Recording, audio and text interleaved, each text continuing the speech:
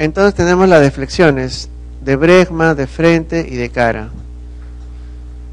Esta es la de bregma, esta es la de frente, esta es la de cara, o tipo 1, tipo 2, tipo 3, ¿no? Solo para repasar, ayer ya hemos hablado algo de esto. Esta es la presentación de vértex, ¿no?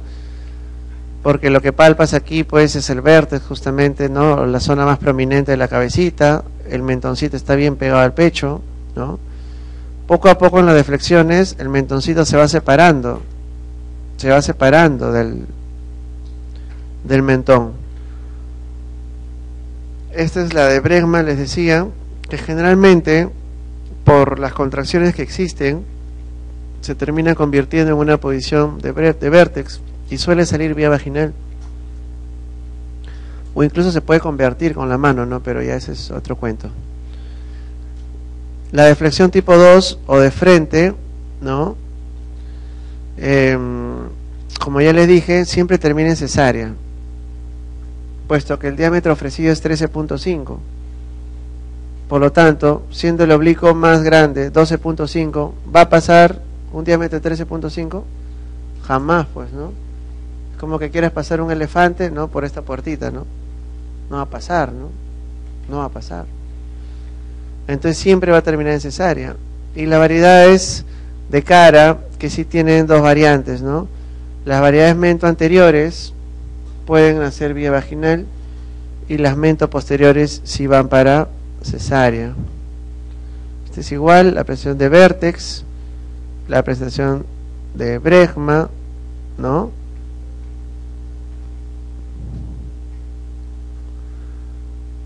La presentación de frente, ¿no? Y aquí está pues el sincípito mentoniano. El sincípito mentoniano. Ese mide 13.5, ¿no? Entonces no va a pasar, ¿no? El diámetro que ofrece la presión de bregma realmente es el occipito frontal, ¿no? El occipito frontal. Este aquí, miren. Este aquí. Este ofrece la deflexión tipo 1 o de bregma, el occipito frontal, que mide 12. Por eso les digo que suele o puede salir vía vaginal.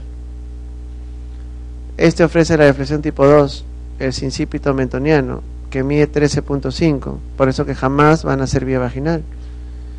Y el tipo 3 o de cara ofrece, ¿no?, el submento bregmático, que mide 9.5. Es por eso que ciertas variedades, como son las anteriores, pueden hacer vaginal, ¿cierto?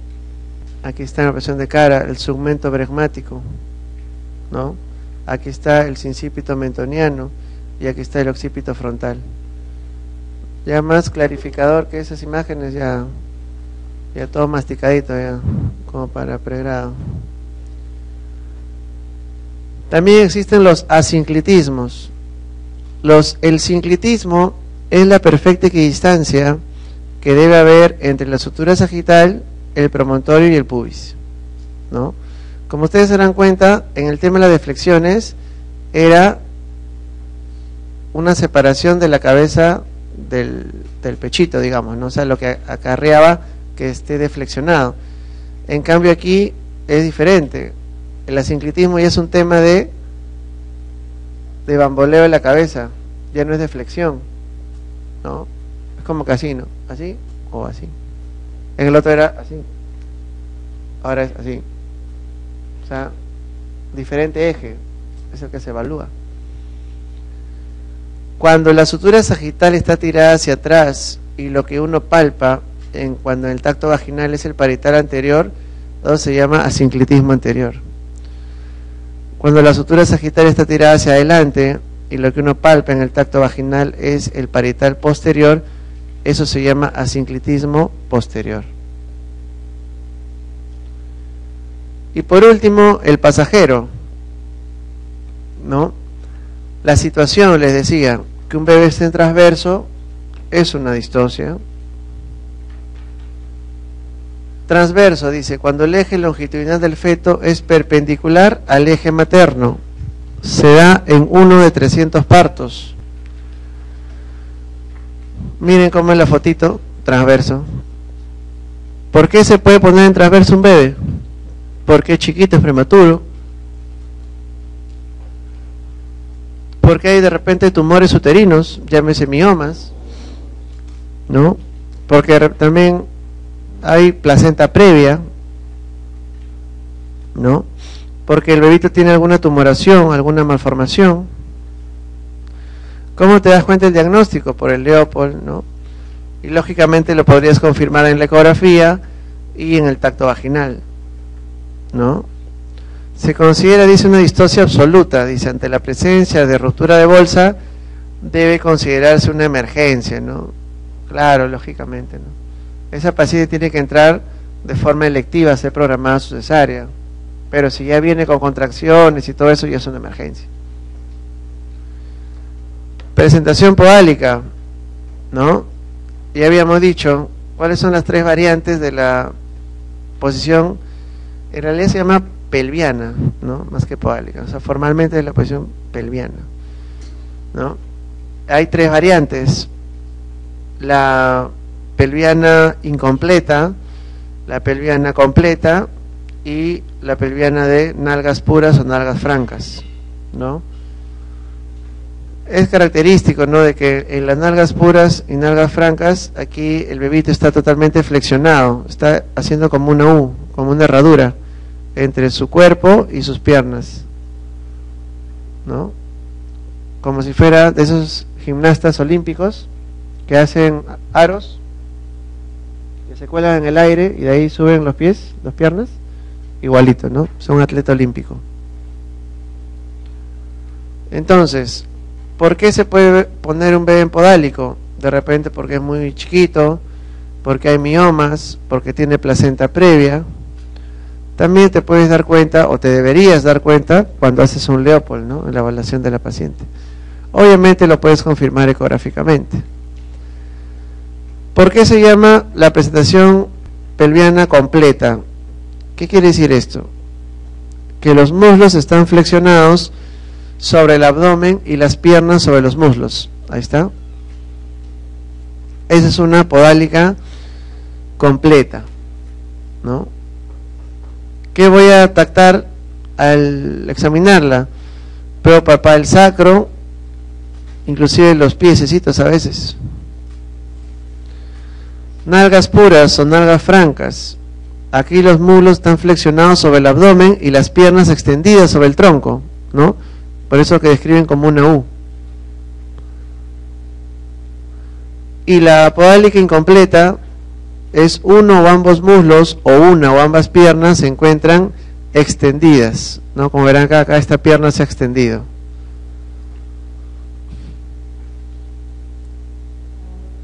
Presentación compuesta.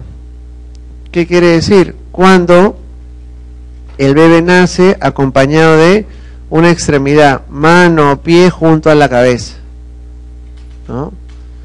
Se puede asociar con prematurez, con polidramnios, ¿no? Distocias de la pelvis.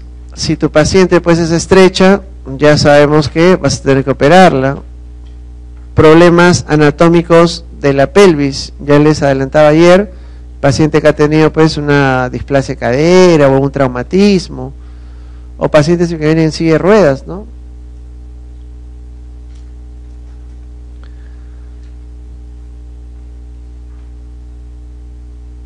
Entonces, con respecto a los problemas del canal del parto, puede haber lo que se llama una desproporción cefalopélvica, ¿no? La frecuencia es en 1 en 250 partos. Generalmente el diagnóstico se hace en trabajo de parto, a veces de forma retrospectiva. No se hace un diagnóstico de DCP de forma, digamos, electiva, ¿no? No existen o no deberían existir los DCPs electivos, ¿no? He visto muchos colegas que ponen, ¿no?, cesárea electiva, motivo, DCP. Eso no existe, porque el DCP tiene que evaluarse en trabajo de parto, ¿no? Generalmente se da en el contexto de una pelvis ginecoide y de un bebé de peso promedio, ¿no? Pero que por algún motivo no está avanzando su trabajo de parto. Y esta es la forma dinámica que repasamos rápidamente ayer. Ahora vamos a ver ciertos manejos, ¿no?, sobre el trabajo de parto disfuncional.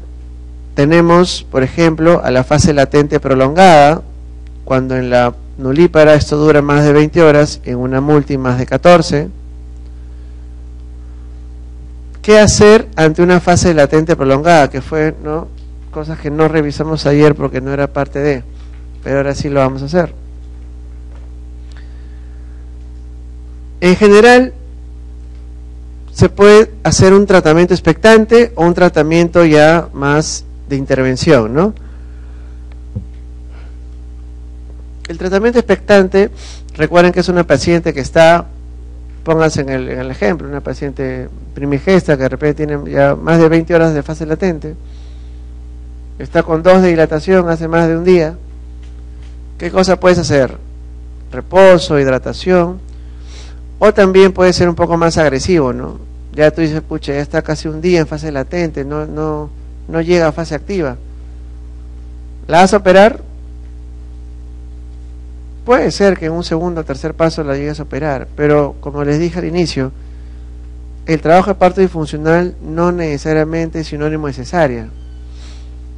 Por lo menos cuando es una alteración de trabajo de parto, no. Claro, si es un transverso, caballero, pues. Si es un podálico, caballero, ¿no?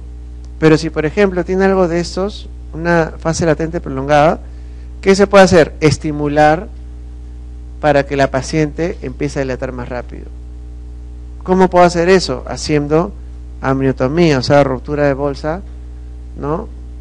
O colocándole oxitocina para que el motor mejore. Si tengo retrasos, puede ser un retraso de la fase activa o un retraso del descenso. ¿A qué le llamo un retraso de la fase activa? Cuando en una nulípara la velocidad de dilatación es menos de 1.2 y en una multi menos de 1.5. ¿Qué hacer cuando tengo una paciente que ya estando en fase activa no está dilatando tan rápido, ¿no? De repente llega a la emergencia con 5 dilatación, le evalúa a las 7, de repente está con 6, no está avanzando bien, está avanzando sí, pero enlentecidamente, con retraso. Lo primero que tengo que hacer siempre ante un trabajo de parto alterado es descartar DCP. ¿Por qué? Porque todos los DCPs se operan. O sea, un DCP diagnosticado es una paciente operada, ¿no? Por eso primero tienes que descartar DCP. Si no es un DCP, ahí sí puedes tomar acciones. Lo que se llama el manejo activo del trabajo de parto. Romper la bolsa y el estímulo con oxitocina, porque la ruptura de la bolsa libera prostaglandinas y eso hace que el útero se empiece a contraer más. Aparte que le puedes dar oxitocina por infusión endovenosa, ¿no? El descenso está retrasado. ¿Cuándo decimos eso? Cuando en una nulípara el descenso es menos de 1 centímetro por hora y en una multi menos de 2 centímetros por hora. ¿Qué hay que hacer? Igual, primero descartar DCP, verificar el bienestar fetal, verificar que la madre no presenta agotamiento, en general continuar el trabajo de parto, ¿no? De todas las pacientes que tienen un descenso retrasado, casi el 70% terminan en un parto espontáneo, o sea, terminan dando parto. Pero lógicamente habrá otro grupo que vas a tener que operar. ¿Por qué no está descendiendo ese bebé? ¿Por qué no lo hace? No, si ya está en fase activa y tú diagnosticas un trabajo de parto disfuncional, puedes hacerlo. Si está en fase latente, también lo puedes estimular, pero el tema de que tienes que ver realmente si ya cumplió sus extremos de tiempo.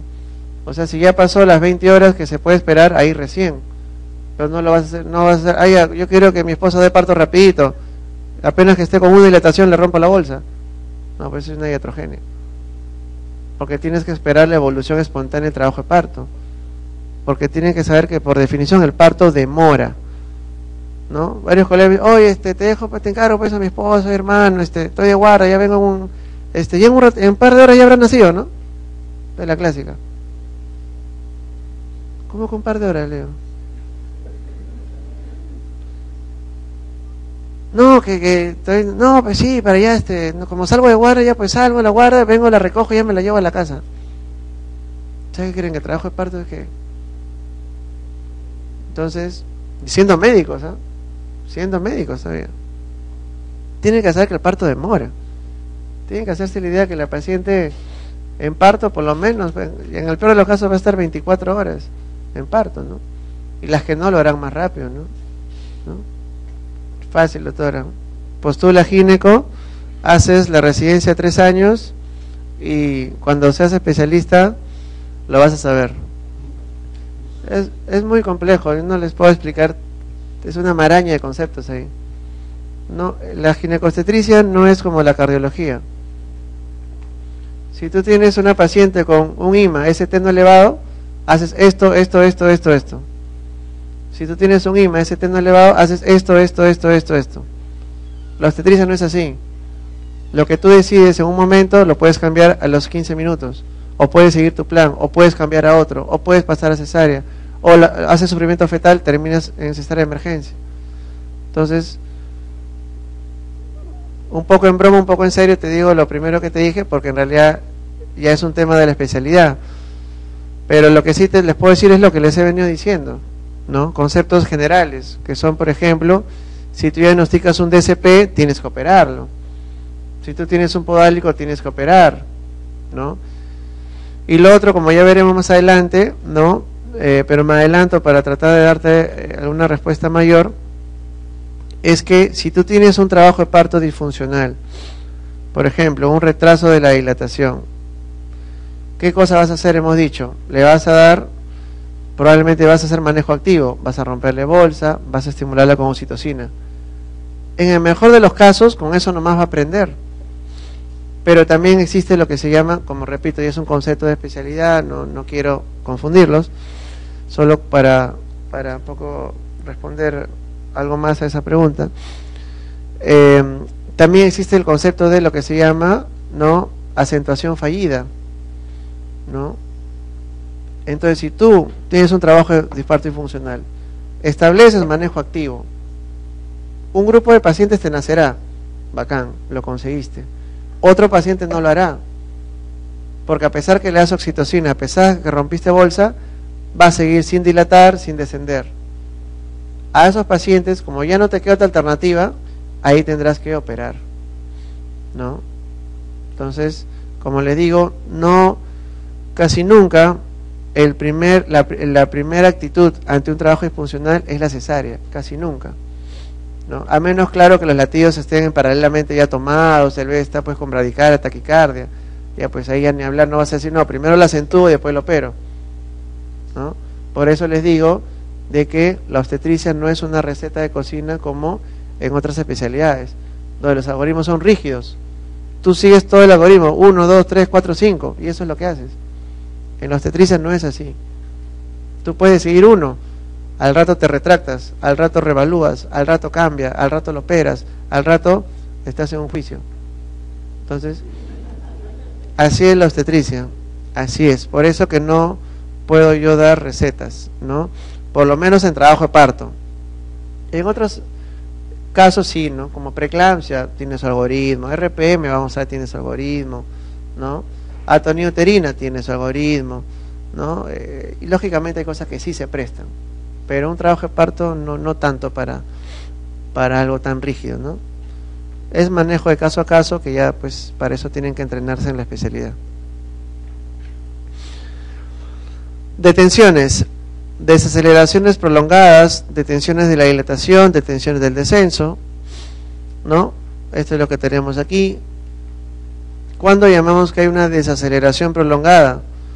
Cuando en nulíparas la fase de desaceleración dura más de 3 horas y en una multi más de 1 hora, ¿no? Y ese concepto también es importante, de saber que la fase activa tiene una tercera fase, que es la desaceleración. Yo siempre, ¿no?, Los internos pues siempre se emocionan porque dicen ya no, ya estamos interesando a la paciente desde 5 dilatación. De ahí se emociona porque ya llegó a 8 o 9. Piensa que ya va a dar a luz en media hora. No es así, porque ahí es justamente cuando entra su fase de desaceleración. Entonces el paso de 4 a 8 es más rápido que el paso de 8 a 10, ¿no? Por eso, porque existe la fase de desaceleración. Entonces todos esos son conceptos que uno tiene que saber cuando maneja un trabajo de parto. ¿Qué hacer ante una desaceleración prolongada? Estimularle con oxitocina, ¿no? Puedes usar el bloqueo epidural o en último término la harás pues cesárea, ¿no? Hay una detención de la dilatación. ¿Cuándo se dice que la dilatación ya se ha detenido? En el caso anterior estaba retardado, avanzada pero poco. Ahora no, ahora la paciente llegó en 5 dilatación y en 2 horas a las 7 de la noche está en 5 dilatación. No avanza nada. Es cuando tanto en nulli como en multíparas, la fase activa no hay dilatación por más de 2 horas, en 2 horas de evaluación. ¿Qué hacer cuando la dilatación está detenida? Igual, lo que les he dicho hace poquito, ¿no? Lo que preguntaba su compañero un poco, ¿no? Primero ya les he dicho, descartar DSP, porque si el motivo de la dilatación de la detención de la dilatación es un DSP, tienes que operarlo. DSP diagnosticado es DSP operado. No, y ahí, a un DSP no lo vas a acentuar, sería una acción iatrogénica. Por eso dice, descartamos DSP, ok, no es DSP por lo que tiene esto. Evalúo la dinámica uterina y hago manejo activo, amniotomía o estimulación con oxitocina, ¿no?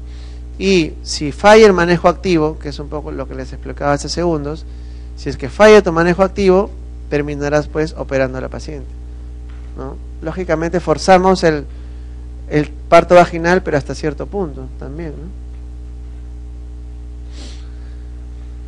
Detención del descenso. En nulíparas y multíparas dice no hay descenso entre 2 tactos vaginales, ¿no? ¿Qué hacer ante la detención del descenso? Si la frecuencia cardíaca fetal es adecuada y la madre no presenta agotamiento, puedo usar oxitocina, ¿no? De otro modo, puedo usar parto instrumentado o a fin de término la terminaré operando, ¿no? Como les digo, en ninguno de los ítems que les estoy comentando, en ninguno es, digo, cesárea de inicio, ¿no? Y el parto precipitado, que también siempre preguntan, el concepto es de que todo el trabajo de parto, o sea, la primera fase y la segunda fase, una paciente nulípara la hace en menos de 2 horas y una multi en menos de 1 hora. O dicho lo mismo en términos de velocidad, que la dilatación y el expulsivo, una nulípara lo haga a 105 centímetros por hora y en una multi a un ratio de 10 centímetros por hora. La etiología no se conoce. El tema es de que puede lindar con la hipoxia o el sufrimiento fetal, ¿no? Puede también provocar trauma en la madre en función de crearle rotura uterina, desgarros. Se relaciona con embolia de líquido amniótico. Esta es la tabla resumen que ya se las dejé ayer, también de todas las disfunciones del trabajo de parto en términos de los tiempos de Friedman, ¿no? Porque habrán visto que en términos de funciones hemos hablado de 2 grandes bloques separados. Un grupo de distocias que tiene que ver con las 3 variables clásicas, ¿no? La potencia, el pasajero y el canal del parto, y otro bloque de distocias que lo da el manejo dinámico del trabajo de parto, que es bajo la evaluación de los criterios de Friedman, ¿no? El agotamiento de la madre, desde el punto de vista también más sencillo, como se puede dar cuenta uno que cualquier persona está agotada, primero. O sea, primero, tu propio hecho de, porque recuerda que tú estás evaluando a la paciente en todo su momento del parto, es decir, tú sabes cómo tu paciente llegó cuando estaba con 5 dilatación y ahora la tienes en expulsivo. Entonces, el solamente hecho primero, ¿no? La ectoscopía, ¿no? la misma fase, la misma desesperación, la misma, incluso la paciente misma dice, no, doctor, ya no doy, doctor, yo no tengo fuerza, no tengo fuerza, no puedo pujar, no tengo fuerza. O sea, ella misma incluso te vas a dar cuenta. Punto número 1. Y punto número 2, cuando ya en el expulsivo propiamente, y le dices evidentemente, señora, puje, ¿no? Hace un pujo como, no sé, pues como si quisiera sacar un papelito de su vagina, ¿no? O sea, el pujo tiene que ser fuerte, ¿no? Intenso. ¿Y cómo te das cuenta que el pujo está mal? Primero, por la misma acción de la paciente. Tú ves que es como que, ¿no? Es como que no te dice, oye, a ver, sonríe. Habrá otro que sonríe. ¿Te das cuenta? Entonces tú le dices, puja. Te das cuenta, que es un pujito milimétrico, que al ajustas, se separan los labios, el bebito prácticamente ni se mueve, nada. En cambio, puja, señora. Claramente se ve como el bebé empieza a caer. La vulva se empieza a separar. Entonces, digamos, esos son los eventos, ¿no? Esos son los eventos que te das cuenta, no, esa paciente está agotada, no va a jalar para el expulsivo, ¿no? En esos casos muchas veces hay que usar parto instrumentado, se puede usar vacuum o forceps, o en último término, si no eres ducho en ese parto instrumentado, pues lo operarás, ¿no? Porque pasa de que entras, o sea, claro, o sea, digamos, tú sabes que tu paciente está ya agotada, pero a pesar de eso, no, tú, como que uno siempre tiene la idea, no, pero ya, pues la paciente por querer dar a luz, pues va a pujar, ¿no? Y algunas lo hacen realmente, o sea, sacan fuerza de flaqueza, literalmente, y se meten un pujo tremendo y sale el bebé. Pero va a haber una que otra que no, pues, ¿no? Las engreídas sobre todo, ¿no? A la cabeza, ¿quiénes son? Los médicos, ¿no? Entonces, nada, puja, oye flaca, puja, nada, estoy pujando, está así. Eso no es pujar, eso es soplar. Yo no quiero que me soplen, quiero que pujes, ¿no? Claro, porque no hacen profilaxis, pues no hacen psicoprofilaxis. El común de 10 pacientes, 9, cuando tú le dices puja, hace eso. Oye, ¿qué estás haciendo? Usted me ha dicho que puje. Está soplando, eso no es pujar. No, todo es que no sé pujar, no sé pujar. Como nunca has ido al baño, es igualito. Cuando vas al baño, ¿qué haces? Pujas, pues, ¿no? A menos que estés con una shigela en la patada, ¿no? ¿Ya? Entonces, ¿qué tienes que hacer? Tienes que pujar. Claro. Y tienes que pujar bien.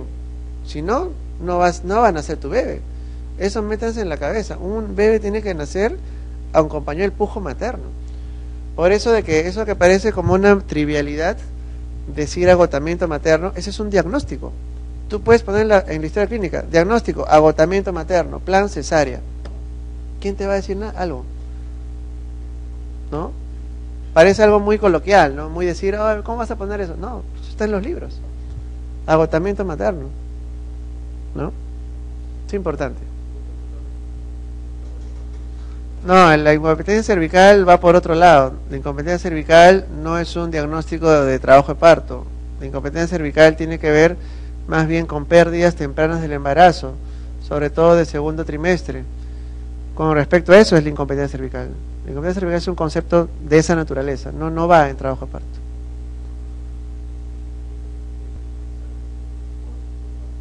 No, cuando se usa parto instrumentado, ahora solamente se hace el forceps o el vacuum de salida nada más, que es cuando tu paciente, cuando el feto está de +2 en adelante. Claro. Antes se hacía parto instrumentado altos, en 0, en -1, ya que metías la pinza hasta prácticamente el alma en la paciente. Pero eso estaba mal, porque nacieron los bebés, porque entrabas a ciegas, pues, ¿no? ¿Han visto un forceps alguna vez? ¿No? ¿Se imaginan un alicate? Ya saben lo que es un alicate, ¿no? Que tampoco sean tanto, ¿no? Inclusive para las mujeres también tienen que saber poner su clavito, sacar, ¿no? Imagínense que se casan con un inútil. Claro, imagínense, están en su casa, se mudan, departamento nuevo, amorcito, ya pon nuestra fotito, pues, que nos hemos casado, siquiera para que me mires, para que te recuerdes alguna vez en la sala. Ya, si tu marido agarra el teléfono y llama a alguien para que lo haga, divórciate, porque es un inútil. En cambio, si dice, ya amor, claro, pucha, agarra, voy a traer mis herramientas, y se viene con su faja todo de Bob el Constructor, bacán, ese pata vale la pena, ese pata vale la pena. Ya puede arreglar una cañería, una cosita, cosas simples, tampoco no quiero pues que sean gran cosa, ¿no? Pero eso, ¿no? Entonces, imagínense un alicate, pues es una tenaza al fin y al cabo, pero que termine como en 2 paletas. Imagínense esos cucharones grandes de ensalada, ya, igualito. Esas son las paletas, ¿no? Que está unido por una engranaje acá al centro, como esta X, ¿no? Lógicamente no puedo mover mi mano, pero la paleta es al revés, ¿no? Hace este juego. Entonces aquí capturas, entre mis manos, capturas la cabeza y la jalas hacia afuera. Pero no es que esté, digamos, no es que le coges así, es que lo coges bien.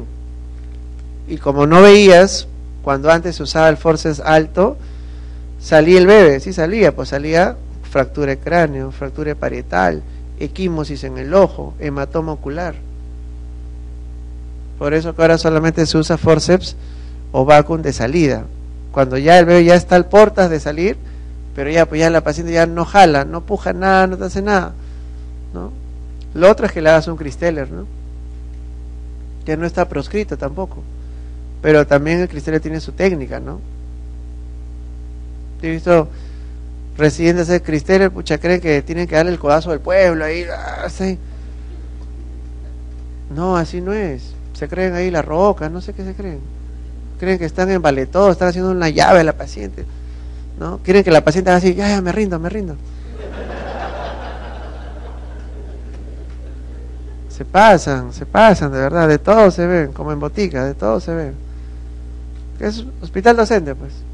En todos los hospitales docentes se cuecen habas, ¿no? No. Si lo sabes usar, ninguno. Bien, antes de entrar al receso, vamos a resolver algunas preguntillas.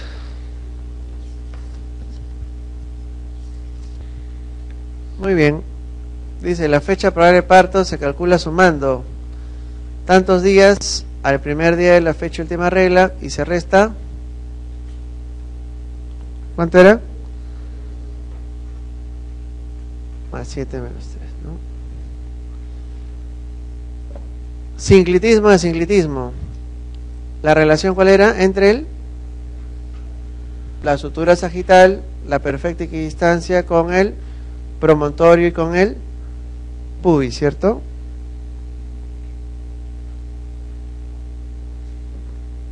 Al desprenderse la placenta, ¿de qué depende la hemostasia del sitio de implantación? Claro, ¿por qué se produce la atonía uterina, no? Vas a sacar la placenta y de pronto tu paciente empieza sangrado. Atonía uterina. ¿Por qué sangra? Recuerden, hemos dicho en múltiples clases, cuando vamos a fisiología, de circulación uteroplacentaria, de no sé cuántos temas que hemos hecho. Si el útero no está contraído, los vasos también están sueltos por ahí. En cambio, cuando el útero se contrae, comprime también los vasos y por lo tanto no va a haber sangrado. Entonces todo útero atónico va a sangrar. Entonces, ¿de qué depende que no suceda el sangrado? Depende justamente que el útero se contraiga bien. Pero tienes factores de riesgo para que una paciente, por ejemplo, luego de salir de la placenta te haga atonía posparto. Muchos los hemos mencionado en la clase. ¿Qué paciente va a tener más riesgo de que ese útero no se contraiga bien? Pacientes que tuvieron bebé macrosómico, ¿no? Un embarazo múltiple que lo has atendido vía vaginal, esa paciente que les digo, que ha estado muchas horas en trabajo de parto, y encima, como estuvo en trabajo de parto disfuncional, le pusiste oxitocina. Entonces, imagínense, un útero que está más de 20 horas en trabajo de parto, o sea, contrayéndose a cada rato, y encima tú le pones una sustancia para que se contraiga más, y está en ese interín 24 horas.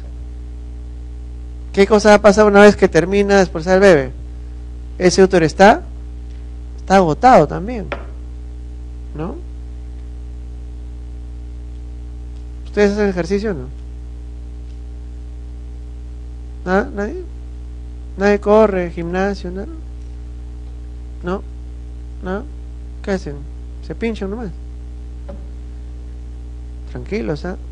Que se pincha mucho, después está con impotencia. Muy bien, entonces, les decía,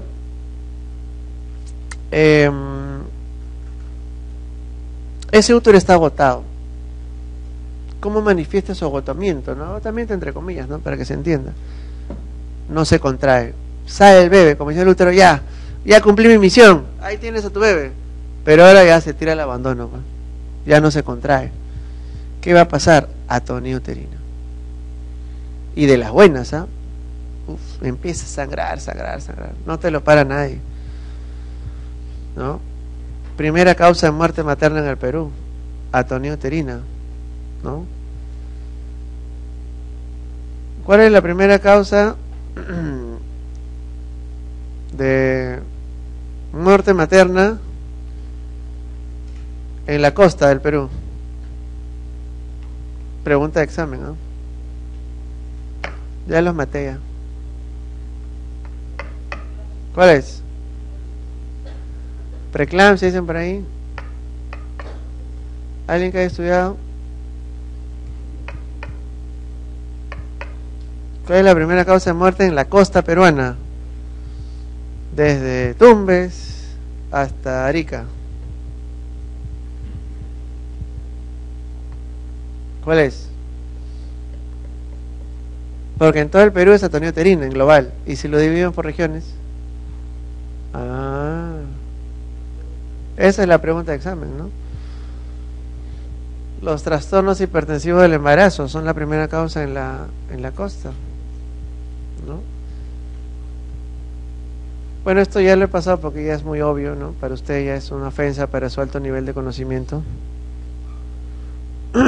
La episiotomía mediolateral, dice, es mejor que la mediana por... Esto les comentaba, creo, también días previos, de que es en relación al ítem que vayas a evaluar, ojo, ¿no? No es en términos generales, ¿no? Ustedes saben de que en un hospital docente generalmente hacemos pues episo medio lateral, ¿no? ¿Por qué? Porque ahí quien tiene el parto es el interno, el pulpín R1, ¿no? Entonces ellos tienen que hacer su manito, experiencia, hacer la manito, sutura, todo eso, ¿no? Pero por ejemplo, en la parte privada, el epicio hacemos mediana. Al toque, ya, pues tú mismo lo atiendes, tú eres más capo, ya todo, lo sacas, un par de puntos y se acabó, ¿no? Entonces, digamos, la medio lateral sería mejor que la mediana en términos de ¿qué? De que lo puedes ampliar, lógicamente. La mediana, si la amplías mucho, te puedes ir al ano, ¿cierto? Yo podría decir también, la mediana es mejor que la medio lateral porque va a ser más fácil de reparar. Entonces, por eso les digo, no es en términos absolutos, ¿no? Ya lo comentamos. 38 años, G5, portadora de un mioma anteroinferior, dicen cuerpo uterino. O sea, prácticamente, ¿qué te está diciendo? ¿Dónde está el mioma? Cara anteroinferior del cuerpo uterino. Está en el segmento, prácticamente, ¿no? Entonces recuerden, eso se llama tumor previo. Tumor previo se llama, ¿no? Entonces, mucho va a depender de cómo es la evolución del trabajo de parto, ¿no? Entonces, por eso le decía que la obstetricia no es una receta de cocina, ¿no? Algunos dirán, no, todo, pero si tiene un mioma, que ¿por qué no hay que operarla mejor? Sí, puede ser que termines operándola, pero puede ser también que su trabajo de parto vaya bien y se expulse el producto. ¿Cómo te vas a dar cuenta de eso? Dándole la opción de trabajo de parto. No hay otra. Si tú ves que no, pues deja de dilatar o el bebito no se encaja nunca porque está ese tumor previo que lo presiona, dirás, ah, no, ¿sabes qué? No avanza el trabajo de parto. Te voy a operar. Pero ¿y si sale normal? Te ahorras operarla, ¿no? Porque también solamente hay que operar a las pacientes que tenemos que operar, ¿no?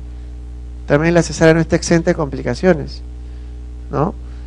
Ya ha pasado, ya me acuerdo, una colega, con el colega que yo hago guardia siempre, mi partner de guardia, le pide el favor, no, oye, ¿sabes qué? Trae a mi esposa para que lo opere, es un favorcito. La clásica, ¿no? De los colegas. Ya, pues entonces, mi partner lo operó, pero para mala suerte, se infecta la herida. No solo eso, hizo dehiscencia de herida operatoria. Tuvo que estar a larga hospitalizada como 10 días, ¿no? Entonces, puede pasar. Por eso que también las cesáreas hay que hacerlas cuando hay que hacerlas, ¿no? Control y ver si entra el trabajo de parto.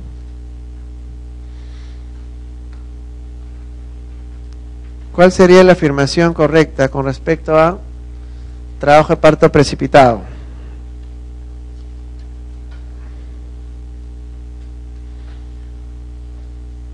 Dilatación y expulsivo están hechos rápidamente, ¿no? En una primi en 2 horas, en una multi en una, ¿no? Puede ser en términos de tiempo absoluto, puede ser dicho en términos de velocidad, sea uno, sea otro, la afirmación correcta sería esta acá. Punto de referencia en la deflexión de cara. Deflexión de cara, ¿no? ¿Qué diámetro ofrecía la deflexión de cara?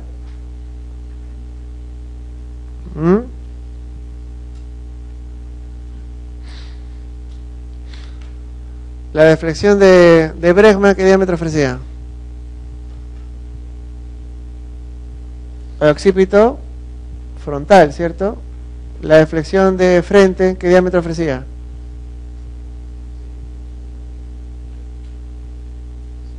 El sincipito mentoniano. Y la deflexión de cara, el mentón es el punto de referencia, ¿cierto?